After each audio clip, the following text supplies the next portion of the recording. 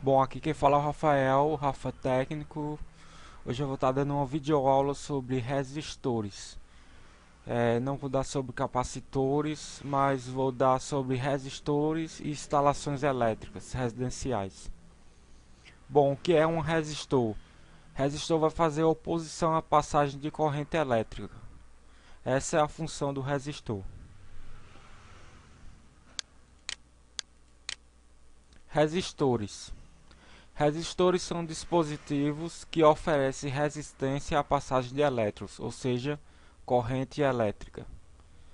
Aqui nós podemos ver um resistor que é muito usado em eletrônica. Nós podemos encontrar um resistor em muitos aparelhos eletrônicos, como o chuveiro elétrico, porque os resistores são encontrados em diversos aparelhos eletrônicos, como, por exemplo, televisores, rádios e amplificadores. Vamos ver também que os resistores têm duas funções. Um resistor pode ser definido como sendo um dispositivo eletrônico que tem duas funções básicas. Ora, transforma a energia elétrica em energia térmica, ou seja, ele vai através de um efeito Joule, ele vai converter a energia elétrica em uma energia térmica de calor. Ora, limita a quantidade de corrente elétrica em um circuito, ou seja, ela limita a passagem de corrente elétrica, ou seja, faz oposição à corrente elétrica, ou seja, oferece resistência à passagem de elétrons ou corrente elétrica. Resistores e sua representação. Bom, nós podemos representar os resistores de duas maneiras. Através dessa forma aqui, desse desenho aqui, desse tachadozinho, ou através dessa forma aqui, que está o R, R de resistência. Os resistores são fabricados basicamente de carbono. Bom, sabemos também que existem vários tipos de resistores, com vários tipos de funções. Bom, encontramos resistores mais comumente nos chuveiros elétricos, nos filamentos das lâmpadas incandescentes e em aparelhos eletrônicos e etc. Ou seja, aqui no chuveiro elétrico o resistor vai transformar a energia elétrica em calor para que a água saia quente. Nas lâmpadas incandescentes transforma também calor. Transforma também calor.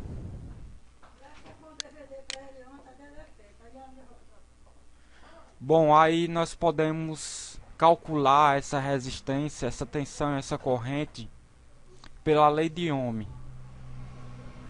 Podemos então definir a resistência elétrica da seguinte maneira, onde R é a resistência elétrica medida em ohm, U é a tensão medida em volts e I a corrente elétrica medida em amperes. Aqui estão as fórmulas.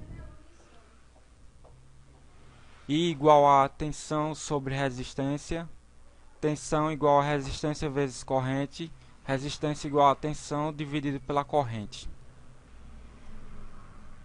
Bom, se nós quisermos saber um valor, aqui eu botei a fórmula da potência, mas vamos para a de resistência, que é a lei de Ohm, que é a fórmula que diz dos resistores. Se eu quiser saber a corrente, aí eu marco a corrente aqui no triângulo mágico. Então, I é igual a tensão dividido pela resistência. Se eu quiser saber a resistência é igual a tensão sobre I. Se eu quiser saber a tensão, tensão é igual ao produto de R vezes I. Instalações elétricas residenciais.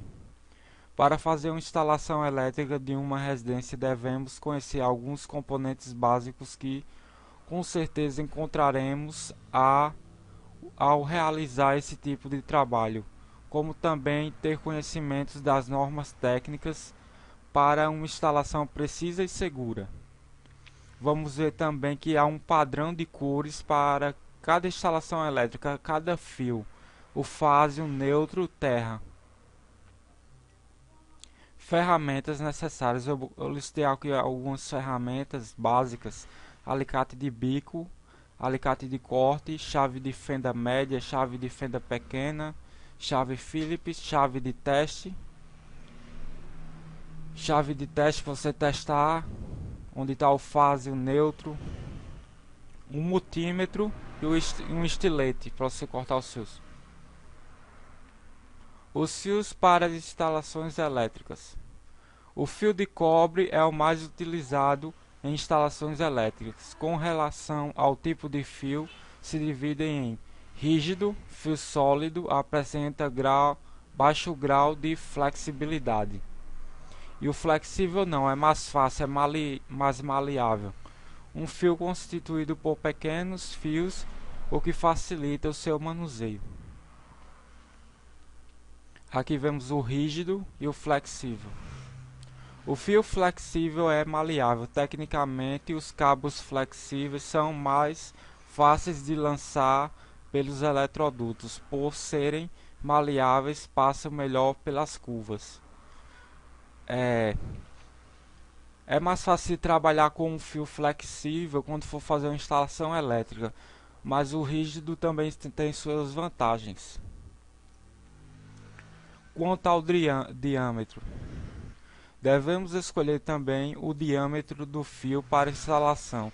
Quanto maior for a potência consumida pelo aparelho elétrico, maior tem que ser a espessura do fio. Ou seja, quanto maior a potência, maior vai ser a espessura do fio, senão o fio vai queimar, ele vai superaquecer e você vai ter problemas. Então, toda instalação de fio vai ter um diâmetro, uma espessura. Todos os diâmetros podem ser rígidos ou flexíveis.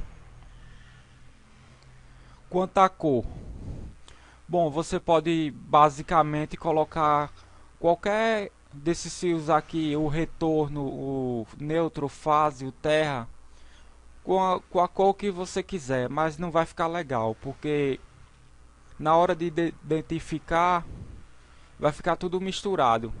Bom, você pode botar o fio terra vermelho, o fase azul, o neutro verde, rosa, pink, laranja. Você pode botar da cor que quiser e olhar com a chave de teste, não vai mudar nada. O que vai mudar é porque não vai ficar no padrão ABNT e não vai ficar organizado. Vai ficar uma coisa desorganizada. Então é bom você usar esse padrão ABNT aqui, que é muito legal. O ABNT, Associação Brasileira de Normas Técnicas, define um padrão para as cores de cada fio na instalação. Dessa forma, conseguimos identificar qual a função de cada fio. Aqui um fio terra. O fio terra vai servir para essa imagem aqui, ó. A importância do fio terra, para que você não leve um choque quando você estiver tomando o seu banho no seu chuveiro. Bom, aqui na charge, por que as pessoas não aterram os chuveiros elétricos? Bom, o fio terra vai servir justamente para puxar esse excesso de energia elétrica que dá choque e vai proteger você de levar um choque. Bom pessoal, aqui é o fim da videoaula. Comentem no meu canal e postem, cliquem no joinha e até a próxima.